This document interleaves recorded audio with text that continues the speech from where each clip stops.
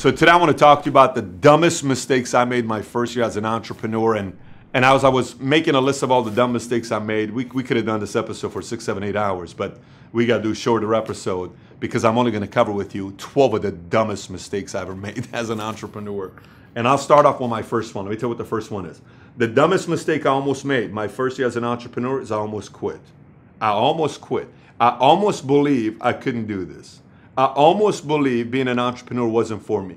I almost believed that everyone that said, Pat, you don't have what it takes to be an entrepreneur, I almost believed it and I almost gave up. Almost. I almost quit my first year as an entrepreneur. That would have been above everything else the dumbest mistake I would have made as an entrepreneur. Number two, I tried to become a CEO, president too early. And let me explain to you what I mean. Trying to organize too much too early. When you are a brand spanking new entrepreneur, I did a video last week. It was called A Phone Call to Starving Entrepreneurs. You can see the picture here. It's a phone call I made. It's like a 4-minute video. If you haven't listened to it, you click on the link on the bottom. You'll be able to listen to it. My message was very simple.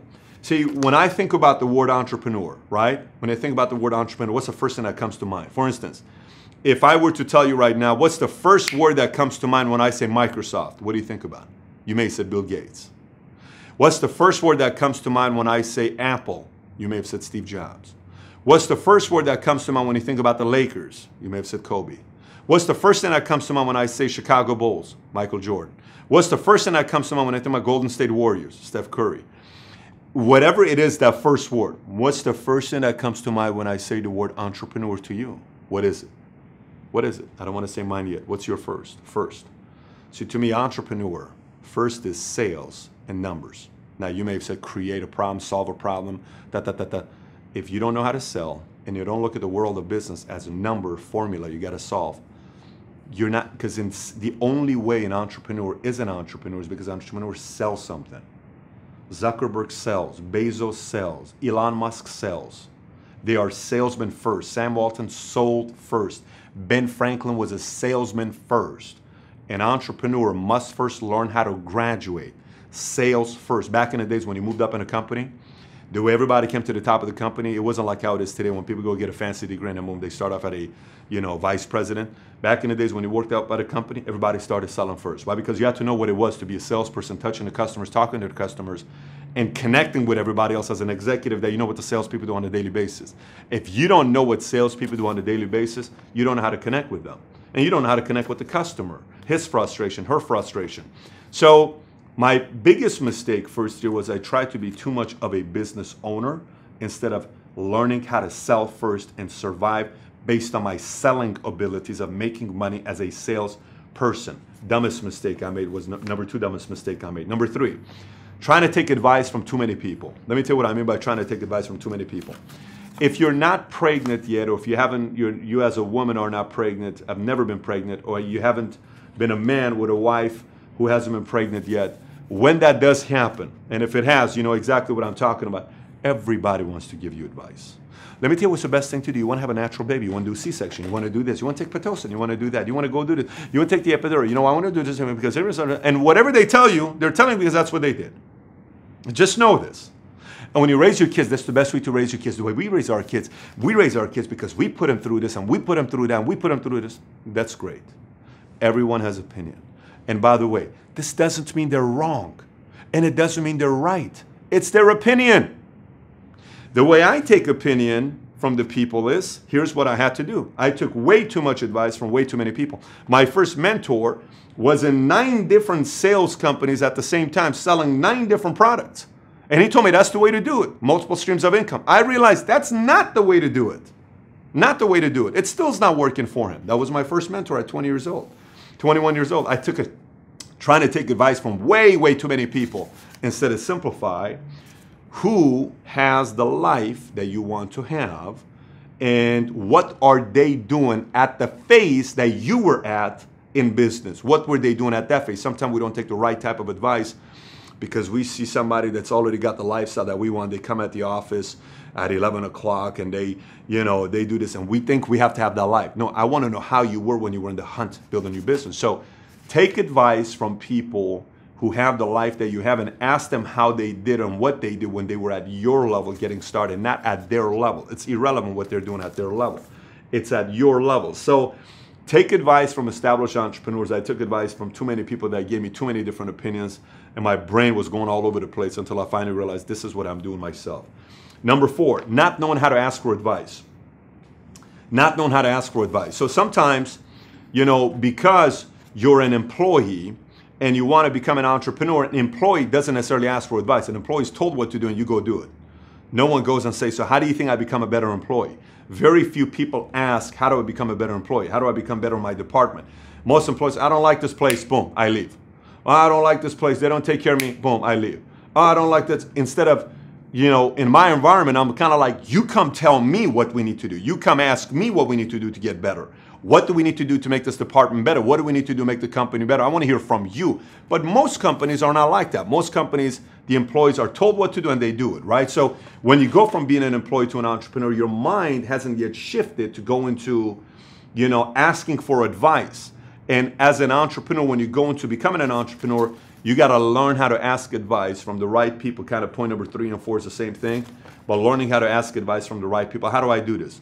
When you were at my face, how did you do this? When you were new like me, what did you do? Not where you are now. I hear sometimes on some conference calls, so, hey, you made $193,000 last month. What did you do this month? Anything they did this month means nothing to you. You got to ask them, when you were making $3,200 a month like I am today, and you were at this level when you only had 17 customers, what were you doing every single day? That's the right question on how to ask for advice. Them making 196 is the final product. That means nothing to you. What were you doing at this phase? If you want to sell yourself the dream and be excited, that's fine. I understand that. But if you want to know how-tos, you got to ask what they were doing when they were at your level. Point number 5, forcing versus influencing. I try to force too much.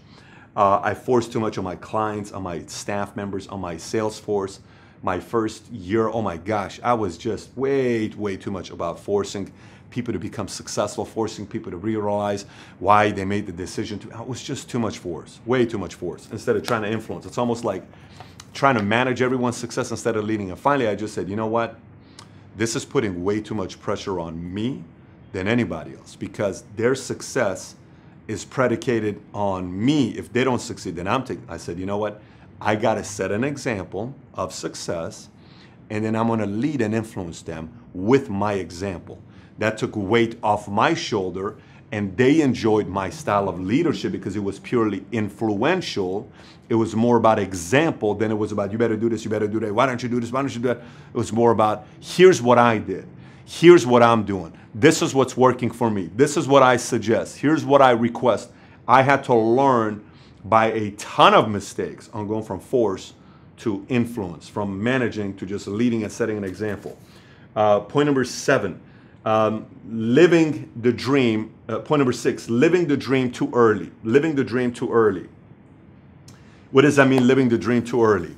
When I started the business, I made some money, so I went and got a brand spanking new car, big car payment, was driving everybody around. I was going to the, out and buying drinks for everybody and partying, and hey, Pat's in the house, it's so cool, what up, Pat, and I was good in the party scene because I like that. So, oh my gosh, and so lifestyle big, going to Vegas, spending 10 grand on a weekend when I don't even have $10,000. It's okay. The money is coming on future success and future sales. Boom! Lost everything. Money, girl, car, everything. Gone.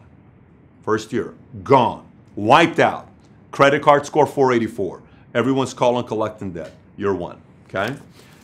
That's what happened when I try to live the dream too early. Way too early.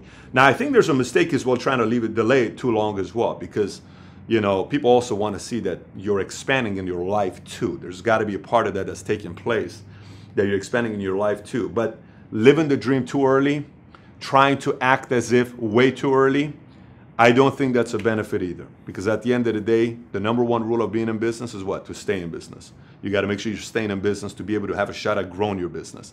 And living the dream too early, living too large too early can backfire on you. Next, number 7, trying to sell too many products as an entrepreneur. So I'll give you a story for myself. I remember when I first chose the financial industry. So I got started with Morgan Stanley Dean Witter, and I'm getting my Series 7, 66, 31, 26 life and health.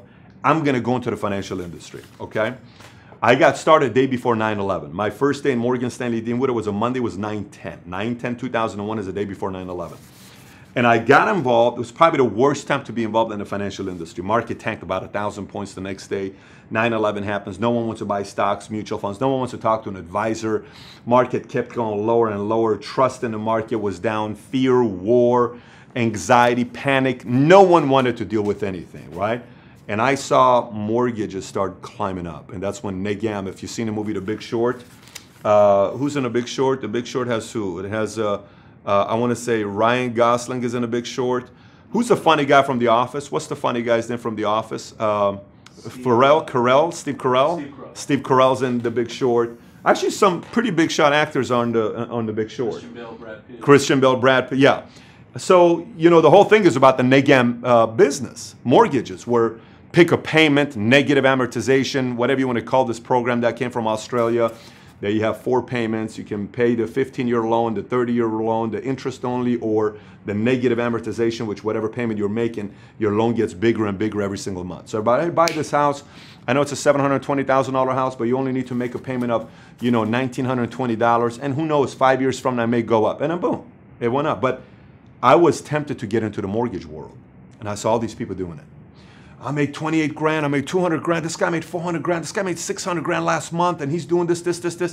Everybody in LA wanted to get into this. I was this tempted. Nothing wrong with the guys that did it. People who did it the right way made a lot of money, more power to them. But I had chosen the insurance and the financial industry. That's the industry I chose. And I was tempted this close. One weekend I came back and one guy was kicking my butt. This one guy was completely kicking my, one of my competitors was killing me. And I'd have to go and sit in the room and just watch this guy beating everybody up. Mortgage. And so I said, we also need to do mortgage. He's also doing escrow. He's also doing real estate. He's also doing this. He's also doing that. He's also doing title. He's got his money, all this other. We have to try to become like a bank, and we have to do property and casualty as well, and we have to do tax services as well, and we have to do. And I said, nope. Went back to the book, Blue Ocean Strategy. And Blue Ocean Strategy said, get leaner, get tighter, fewer products, focus on a product. That's what's going to work.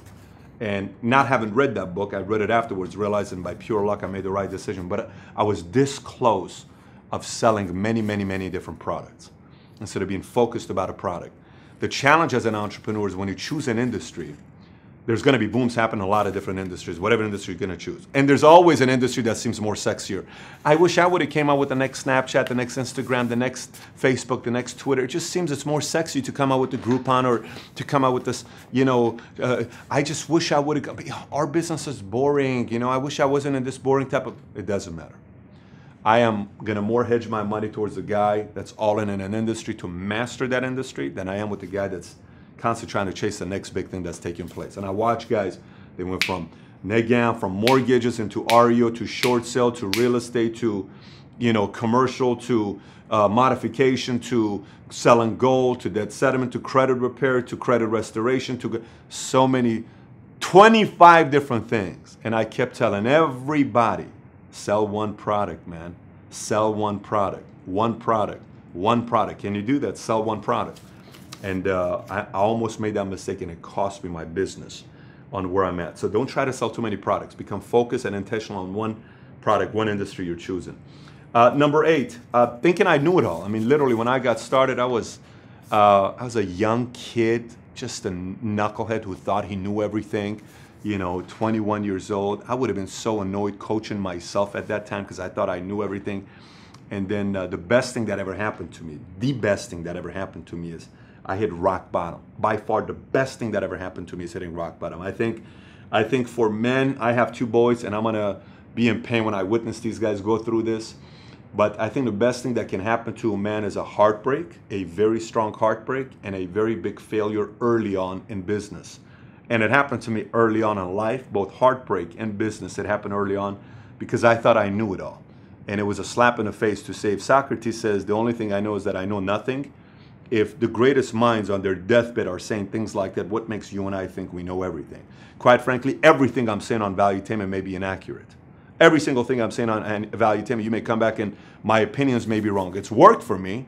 This is how it's worked for me. For me, it's more about teaching how to think than actually what to think. I want to get an entrepreneur to learn how to think than what to think. But we don't know everything. We got to learn how to adjust. We got to learn how to adapt. We got to learn how to get better. We got to learn how to improve. And so the mindset of thinking you know it all and all the concepts, it's not a place you want to be, because it means advancements doesn't come around the corner. And I had the know-it-all attitude at a young age, and it almost cost me. There's a benefit to that. There's a benefit because you become edgy, you push the envelope a little bit, but there's also the leveling off to know that maybe you don't really know this, and let me ask and question somebody I respect to give me proper direction that I trust, that maybe they can challenge my position and opinion, but it's good that I have the audacity, so I like it, the fact that there's audacity, that you're pushing the envelope, but there's got to be coachability and learnability that you want to learn and advance as well. It doesn't matter who you are. Everyone's got to have somebody that they have a mentor that's giving them direction with. So it was good that I got out of that pretty quickly. Point number 9, I partied way too hard. Way too hard. I mean, I have stories of how hard I partied. I like Thursday night because it was ladies' night. The best night was Thursday night. I mean, we used to go to, this is back in the days, Dublin's. I don't know how many times I got kicked out of Dublin's. Man, Dublin's is now shut down, but Dublin's was just heavenly for me. I mean, we had a great time at Dublin's. We had a great time at Miyagi's, Saddle Ranch, all these other clubs that they had in Hollywood. I mean, you name it. We went through every single one of these things. We just party like crazy, and we'd go to Vegas, and Dre's is open till today, but back in the days, Dre's was the late, after hours, and we go all these other places, just party. So Thursday night, then Friday night, then Saturday night, then Sunday night. And then you're trying to get up in the morning and go work on Friday morning, and you came home at 3:30, and you go to work, and you're kind of like jet lagged, and from Vegas flight back or whatever it is, and you have no energy, and you're going to work. No, I'm gonna pull it off because I'm drinking 3 Red Bulls today. Nope, I wanna be focused.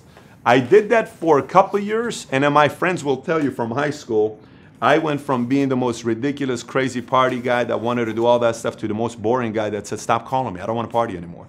One incident took place one night at a nightclub at Highlands, which was a ugly fight that almost led to arrests and all this other stuff. And I said, don't call me anymore. I don't want to deal with this. The only way I'm going to party is I'm going to party going around the world and seeing the world. And I want to celebrate with some ridiculous celebrations in business and success in life.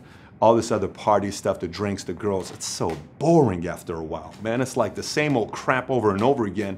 There is no real life and substance behind it. I want the juice of life. I want a high that lasts till the day I die. I want to be naturally high. This is why I don't drink coffee. I don't drink Red Bull. I don't eat any of these energy stuff. I don't. I want the natural highs of life is what I'm seeking, what I'm looking for. But it almost cost me a business because I thought, well, listen, man, we watch these movies, Wolf of Wall Street and Boiler Room, and you got to go and party very hard because that's what these guys do in the movies. BS. If you want that life, you go get it. If you want the bigger real life, the real players, that's not how they party, man. They own the nightclub. They don't party with the people at the nightclub. They own the business. They own the products being sold. They don't go in there, mingle, and doing all that other stuff. And so it's all based on your standards on what you want to do. But I can't lie. I've been to hundreds of ladies' nights.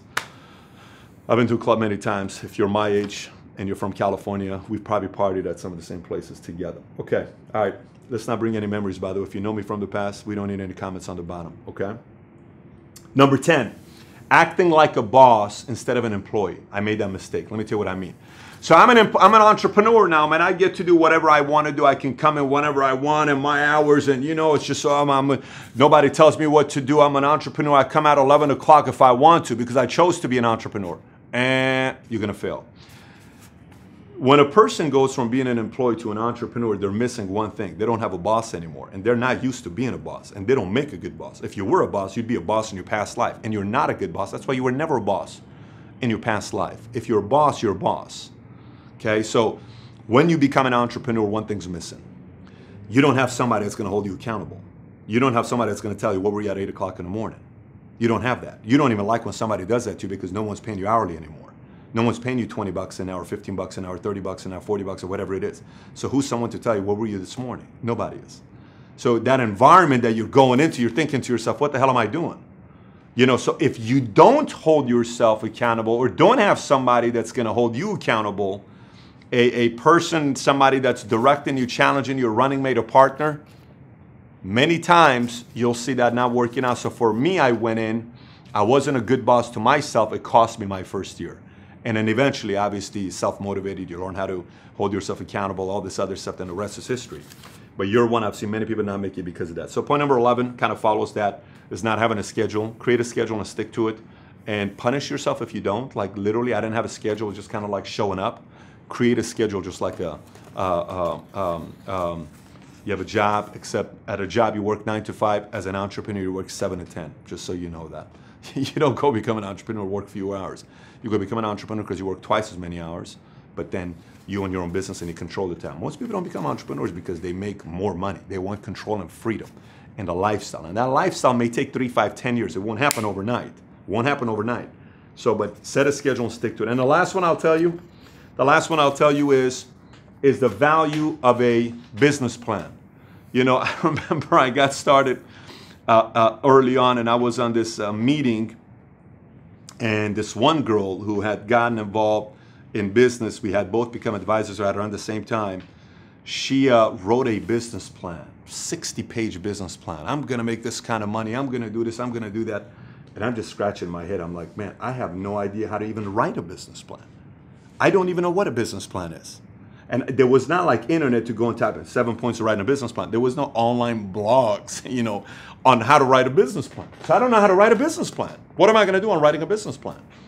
So the value of a business plan is this much when you're year one of an entrepreneur. Your business plan should be actionable items and habits to learn and apply every day, such as, I'm going to make 250 calls today. I am going to give away 50 business cards today. I am going to network online and connect with 50 people on social media today. And what counts, so I'm not just going on newsfeed Facebook, I'm getting numbers and scheduling follow-up appointments. That's what counts. Habits. I'm going to read an hour per day. I'm going to study my trade an hour per day. The business plan is not, here's what I'm going to hit quarter number 1, quarter number 2, quarter number 3. It's more, I'm going to learn this skill set this month. Then I'm going to learn this skill set this month. Then I'm going to learn this skill set this month. Then I'm going to learn this skill set this month. That's a business plan, not a 75-page business plan. A habit, skill set, discipline plan is really what's critical over all the other stuff. So, you know, very, very critical. Reading and putting that part of your plan on a daily basis is very important because you're improving your mindset, self-affirmation, you know, self-auto-suggestion, statements you're telling yourself, books you're reading on how to improve yourself, audio CDs you're listening to, things that get you going. Very, very important for doing that. And obviously, when you do that plan, it's eliminating certain relationships, certain associations, who you want new to be in your life. That's what the plan is. The plan is not a business plan that you have to write this intimidating business plan that a kid from USC with an MBA is going to teach you how to write and charging you $1,500. Nonsense. I've seen hundreds of kids coming out of big universities writing business plans as entrepreneurs who failed and are working at somebody right now for nothing. So writing a business plan, the value of it, year one, not a lot. Year 3, year 5, year 10, more, because then you understand the cycles of the business, the seasons of the business. You know, you're more of a mature entrepreneur, ... And that's not the purpose of this video. Okay, so those are 12 of the dumbest mistakes I've made. I've made many more. Like to hear some of the dumb mistakes you've made. Comment on the bottom with some of the mistakes you've had. If you have any questions on what I said in this video, comment on the bottom. I do get back to the comments. It is increasing, but we do still get back at the comments that we are getting on Valuetainment. And if you haven't subscribed to this channel, please do so. Subscribe on the bottom to the Valuetainment channel. And if, again, you're watching this video on a completely different website, please be sure to visit patrickbetdavid.com. Ilya, thank you. Thanks for watching. Have a good one, everybody. Bye-bye.